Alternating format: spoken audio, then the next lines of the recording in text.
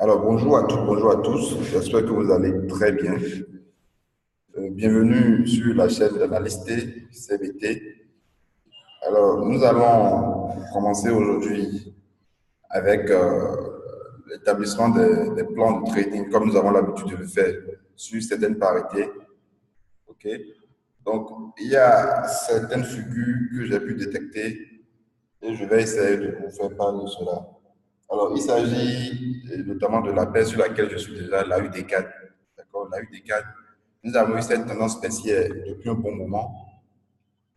La tendance baissière ici, nous sommes sur le graphique H4. Je vais essayer de tracer la baisse. Voilà. D'accord? Donc, au cours de la semaine, nous avons eu la cassure sur ce niveau, la cassure de la résistance baissière ici. Nous avons eu une petite accélération et puis nous avons eu le pullback. Donc, c'était un bon point d'entrée pour celui qui n'avait pas acheté sur ce niveau-là. Alors, c'est vrai que l'accélération a été un peu poussée par les nouvelles économiques, c'est-à-dire les ventes au détail qui sont sorties au Canada le vendredi passé. Les ventes au détail étaient bien négatives, ce qui a fait chuter un peu le CAD. Et nous avons eu cette accélération haussière. Alors, le plan établi sur la UD4 pour la semaine prochaine. Déjà ici, nous avons, nous avons eu d'abord ce triangle, d'accord? C'était un triangle symétrique. Le triangle a été cassé. C'était un triangle symétrique également une tendance baissière. Donc, la cassure du triangle coïncidait avec la cassure de la tendance baissière ici. Donc, nous avons eu l'accélération. Nous avons même atteint la bande supérieure du triangle et le point de départ du triangle ici. Maintenant, le plan pour la semaine prochaine, le plan à l'achat. Nous avons d'abord cette petite résistance ici. D'accord? Sinon, la zone de résistance, si on peut dire. Voilà. Donc là, je suis sur le graphique H1, hein, je crois, le graphique H1, ici. Donc, nous avons cette zone de résistance qu'il faut traverser, donc la zone des 0,97, 0,5, 0,96, 93 qu'il faut traverser pour aller chercher notamment la prochaine résistance. Maintenant, l'objectif, normalement, nous avons les 0,98, 0,3, d'accord? Nous avons 0,98, 55, voilà. Et nous avons ici cette résistance-là. Donc, si cassure de la zone 0,96, 93, 0,97, 0,5, c'est-à-dire cassure de cette zone-là, d'accord? Je vais tracer la zone. Donc, si cassure de cette zone, nous irons chercher la résistance supérieure. Donc, 97, 0,97, 39, puis 0,98, 0,3, puis 0,98, 0,5. D'accord, ça c'est le plan à l'achat. Ça. Pour le plan à la baisse, nous avons cette petite tendance haussière qui a commencé. Donc, nous allons essayer d'évoluer au-dessus de ce support haussier. Donc, tant que le prix sera au-dessus, on ne cherchera qu'à acheter. Donc, notre prix d'entrée à la vente sera la cassure. D'accord, la cassure de ce petit support aussi. Donc, on va attendre la cassure de ce petit support aussi pour pouvoir entrer à la vente et aller chercher des objectifs un peu plus bas. Donc, je récapitule le plan sur AUD4. Achat, c'est cassure de la zone ici. D'accord? Voilà. Donc, si cassure de cette zone, nous irons chercher les objectifs déjà cités. Et si cassure du petit support aussi que nous avons tracé ici, nous allons prendre une position à la vente. Alors, je profite pour. Donc, je continue avec les autres parités, notamment la paire GBP USD. GBP USD. Voilà. GBP USD, je crois qu'on l'avait analysé le week-end passé. On avait parlé de ce range. D'accord, nous sommes toujours au niveau du range. Je vais insérer.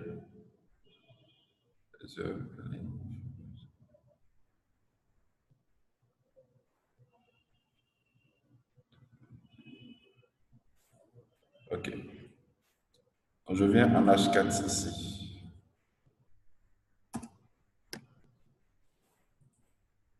Donc voilà ici. Ici, nous avons ce petit range qui n'a toujours pas été cassé. D'accord? La paire évolue dans ce range depuis un bon moment.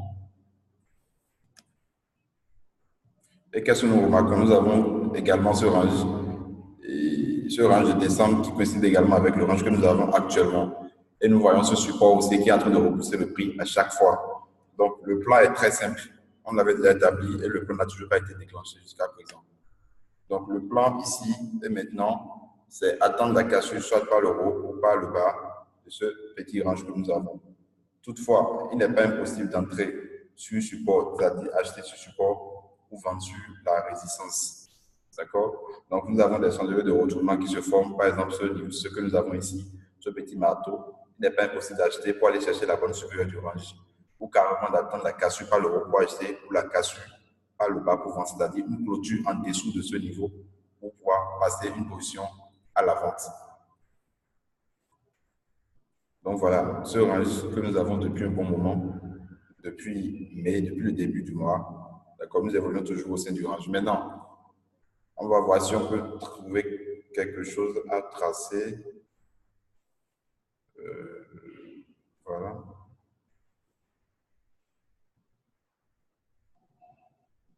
Donc nous avons ce petit triangle descendant.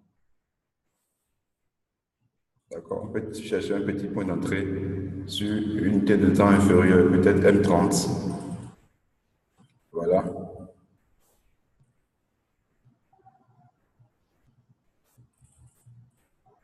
Donc ici,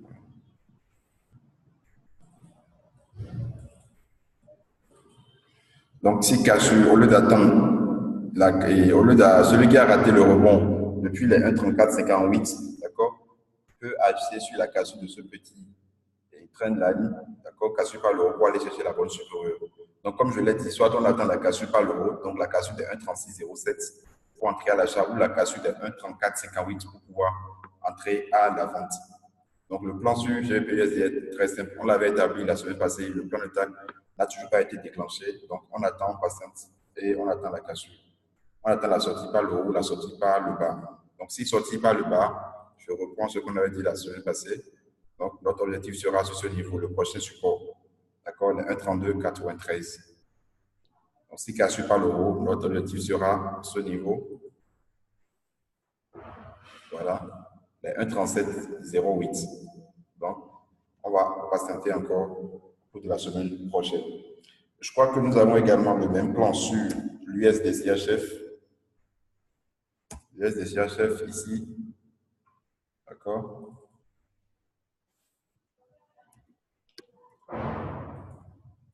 Voilà.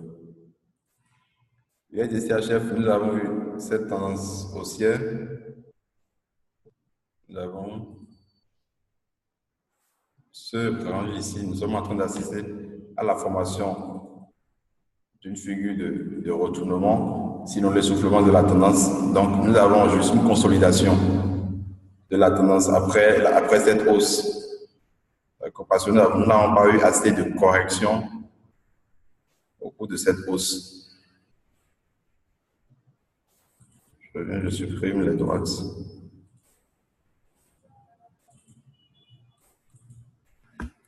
Voilà.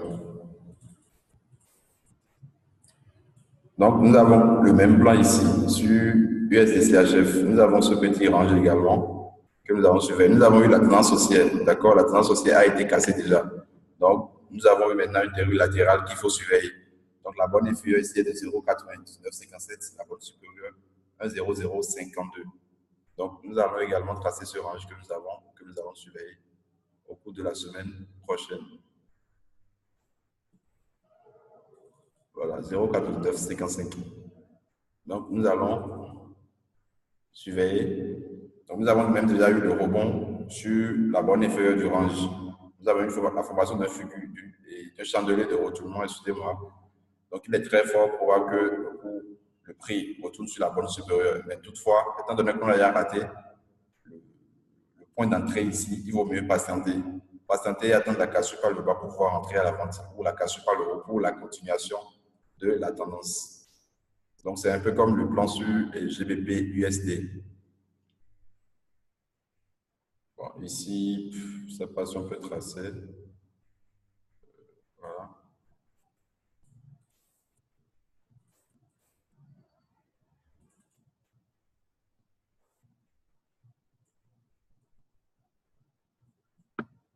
Donc voilà, le plan est simple. On va patienter, attendre soit cassé par le haut, soit cassé par le bas. Maintenant, il n'est pas impossible de jouer sur le rebond, le rebond du support pour aller chercher la bonne supérieure du range. Alors, j'ai également un plan sur l'USD 4, l'USDJPY également. L'USDJPY. Voilà, bon, le plan est déjà tracé. Je vais essayer de reprendre. Donc, je rappelle que les revues de marché ici ont juste pour but d'établir les plans de trading, d'accord, pour la semaine.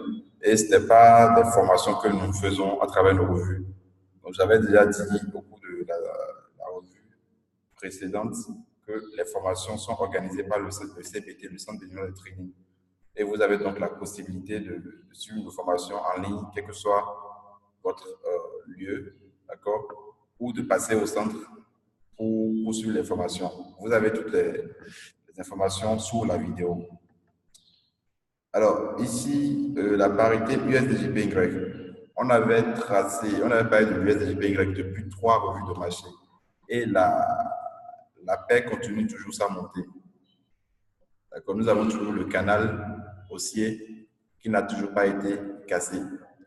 Donc, nous avons eu un semblant de tout top, mais le prix a finalement décidé de repartir, d'accord, à la hausse. Nous avons le premier sommet, deuxième sommet, mais ici, le support haussier, le prix a rebondi sur ce support haussier-là. Voilà. D'accord? Donc, nous avons eu la cassure de la résistance de 109,99, sinon carrément des 110. D'accord? 110. Je vais mettre le prix. 110,00. Voilà. Donc, nous avons eu la cassure des 110, nous avons eu un pullback et nous avons eu l'accélération haussière. Donc, le prix, en achat ici, tant que le prix évolue au-dessus et au sein de ce canal haussier, nous resterons acheteurs. Mais non, en H1, il n'est pas impossible d'établir également d'autres plans en H1. En H1, nous voyons que nous avons ce petit biseau ascendant. D'accord? Nous avons eu un biseau ascendant ici. Je trace également par les sommets. Je vois que cette droite n'est pas parallèle à la droite tracée par les creux. Je peux également prolonger.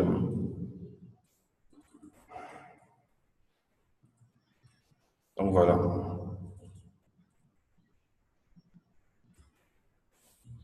Donc là, nous avons un biseau ascendant. D'accord? Nous avons un biseau ascendant et nous avons également une divergence baissière avec le RSI. Donc, sommet de plus en plus haut sur le prix, sommet de plus en plus bas sur le RSI. Là, qu'est-ce qu'on peut attendre? On peut attendre la cassure par le bas de ce biseau ascendant pour entrer à la vente. D'accord? Le plan ici en H1, c'est d'attendre la cassure par le bas de ce biseau ascendant pour entrer à la vente et aller chercher ce niveau. D'accord? Les 110,41 avant de chercher les 110,00. OK? Et de chercher ce niveau. Voilà, les 109,41. Nous avons ce niveau également, 109,14. Et nous avons le niveau ici, 108,81. Maintenant, ça c'est pour le plan à la baisse. Le plan à la hausse serait d'attendre la cassure carrément du dernier sommet. Ou toutefois jouer sur le rebond, d'accord, jouer sur le rebond de ce support haussier. Attendre un rebond ici, quelque part ici, pour jouer sur ce rebond-là, pour aller chercher le dernier sommet, pour carrément attendre la cassure de 111,06 pour pouvoir entrer à l'achat. Donc, le plan sur USDJPY que nous allons surveiller, ce plan et chercher des points d'entrée, comme nous l'avons dit, sur le plan pour la semaine prochaine. Alors, un dernier, je prends l'USD 4, d'accord? USD 4.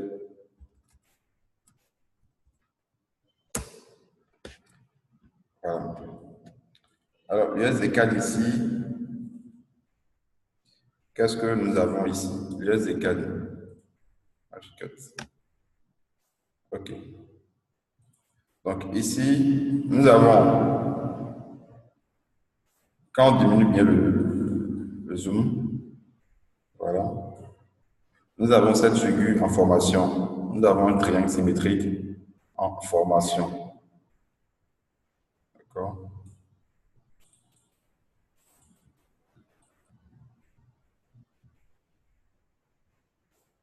Voilà. Maintenant, au sein de ce triangle-là, je suis en H4. Nous avons des niveaux de support résistance que nous allons tracer également.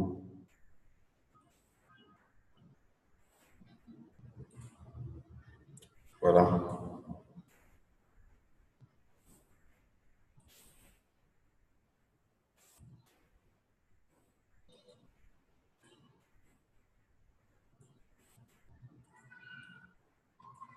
Donc voilà.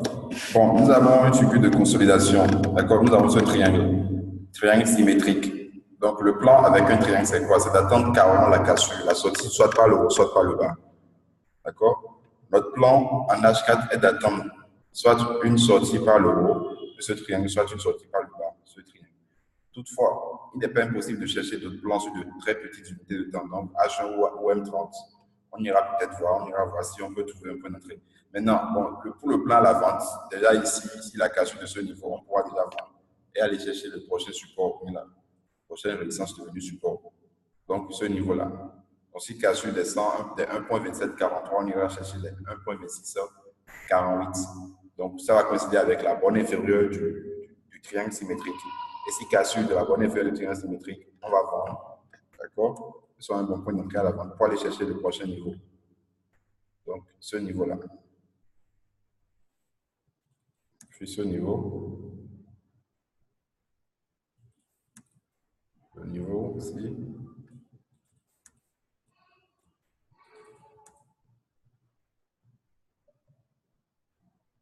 Ce niveau également. Et le tout dernier niveau en bas ici.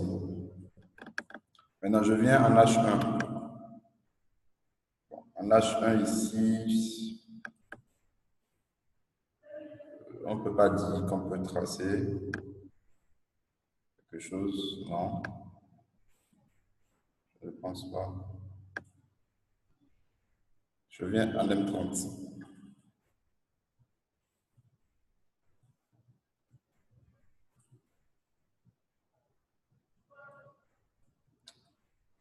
Bon, en M30, on a un début de petite tendance haussière. D'accord? Voilà. Donc, on va attendre. Maintenant, ce sera juste un intraday. On va attendre la cassure ce niveau pour pouvoir entrer à la vente au lieu d'attendre jusqu'au 1,2743. D'accord? On va attendre la cassure de ce petit support aussi pour entrer à la vente et aller chercher les 1,04 puis les 1,2743. Donc, le plan en H4, H1, c'est quoi? C'est juste attendre la cassure, soit la sortie par le haut du triangle symétrique, soit la sortie par le bas. Bon. Alors, je crois que c'est tout ce que j'ai prévu pour aujourd'hui. Je vous souhaite un excellent dimanche, une très bonne semaine de trading par anticipation.